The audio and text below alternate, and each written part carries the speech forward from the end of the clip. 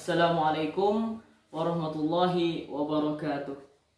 Alhamdulillahirabbil alamin. Wassalatu wassalamu ala asyrafil anbiya'i wal mursalin sayyidina maulana Muhammadin wa ala alihi wa sahbihi ajma'in. Amma ba'd.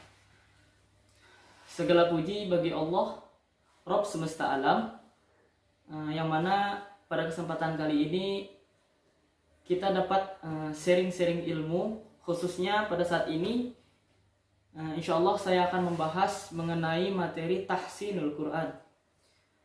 Adapun alasan mengapa saya memilih materi tahsin Quran, yang pertama karena Al-Quran itu tidak akan lepas dari umat Islam.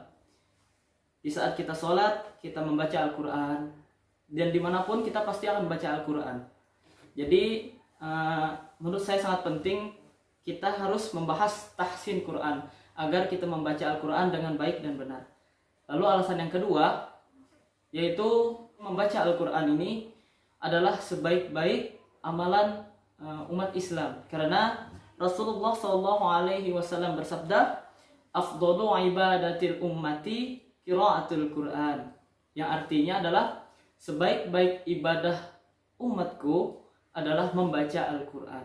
Jadi khususnya tahsin ini menurut saya sangat penting sekali lah dalam khususnya kita membaca Al-Quran sehingga menjadi bacaan yang baik dan benar. Oke,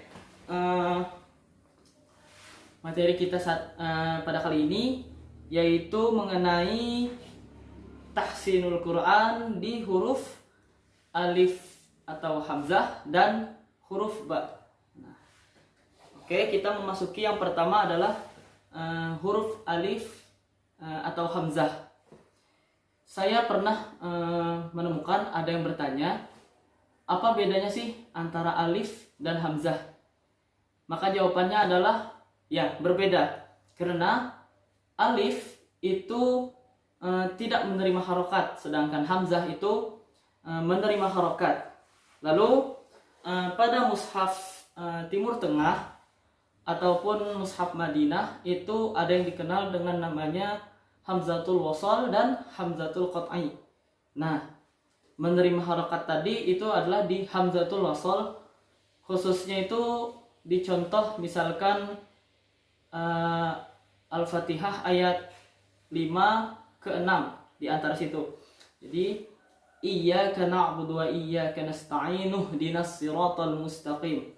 Nuhdinas. Nah, di situ tadi itu yang dikenal dengan hamzatul wasal.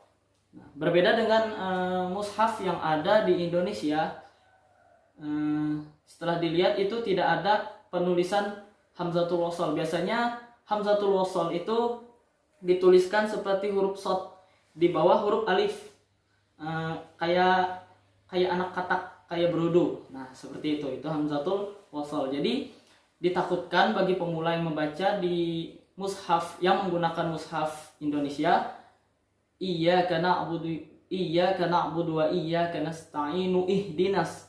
Nah, takutnya seperti itu. Jadi hanya di mushaf Madinah atau mushaf Timur Tengah saja yang menuliskan hamzatul wasal. Lalu sifatul huruf dari huruf hamzah ini adalah jahar, dan hukum bacaannya pada huruf hamzah atau alif ini yang pertama adalah itu nun mati tanwin, maka hukum bacaannya adalah izhar atau yang artinya adalah jelas. Adapun contoh dari izhar ini adalah nun mati bertemu hamzah ya, man amana. Nah, man amana, jadi jangan amana, itu salah sudah, atau mana. Nah, itu salah. Jadi yang benar adalah jelas. Jadi man amana. Nah, seperti itu. Lalu hamzah atau tanwin bertemu dengan hamzahnya, contohnya seperti wa min syarri hasidin idza hasad. Hasidin idza hasad. Jadi jelas membaca hasidin idza hasad. Nah, seperti itu. Oke, lanjut. Yang berikutnya adalah huruf ba. Nah, huruf ba ini memiliki sifatul huruf jahar dan qalqalah. Qalqalah sendiri yang masyhur kita ketahui itu ada dua lah. Pertama adalah qalqalah sughra yang berada di tengah-tengah kalimat, lalu ada qalqalah kubra itu terletak di akhir ayat atau di akhir kalimat. Nah, itu yang masyhur. Namun ada pendapat yang mengatakan bahwa qalqalah itu ada tiga. Qalqalah sughra yang artinya di tengah-tengah kalimat atau di tengah-tengah ayat. Lalu yang kedua ini adalah qalqalah mutawassitah. Nah, qalqalah mutawassitah ini berada di akhir tapi tidak tasydid. Nah, sedangkan yang ketiganya adalah qalqalah kubra di akhir ayat namun ada tasydid. Sebagai contoh, qalqalah sughra, lam yalid wa lam yulad. Nah, lam yalid. Nah, di situ adalah qalqalah sughra. Selanjutnya adalah qalqalah kubra. Ini masih yang pendapat pertama tadi ya, yang masyhur, yang menyebutkan ada dua tadi. Jadi qalqalah kubra ini contohnya seperti qul huwallahu ahad. Nah, di akhir kalimat. Selanjutnya itu di pendapat berikutnya yang menyebutkan ada mutawassithah itu contohnya seperti ini. Itu di akhir tapi tidak bertasydid. Jadi qul huwallahu ahad. Nah, itu masuk ke qalqalah mutawassithah. Sedangkan qalqalah kubra dari pendapat yang tadi, yang baru tadi itu menyebutkan bahwa harus ada tasydid. Jadi contohnya seperti tabbat yada abi lahabin wa tabb. Itu ada tasydid. Jadi ada tahan dulu baru memantulkan. Lalu mengenai qalqalah ini sendiri ada dua riwayat yang menyebutkan cara membacanya, khususnya masyhur. Yang pertama, yang riwayat kuat itu yang pertama dipantulkan ke fathah. Jadi qul huwallahu ahad ke fathah. Allahus samad. Lam yalid wa lam yulad. Nah, seperti itu.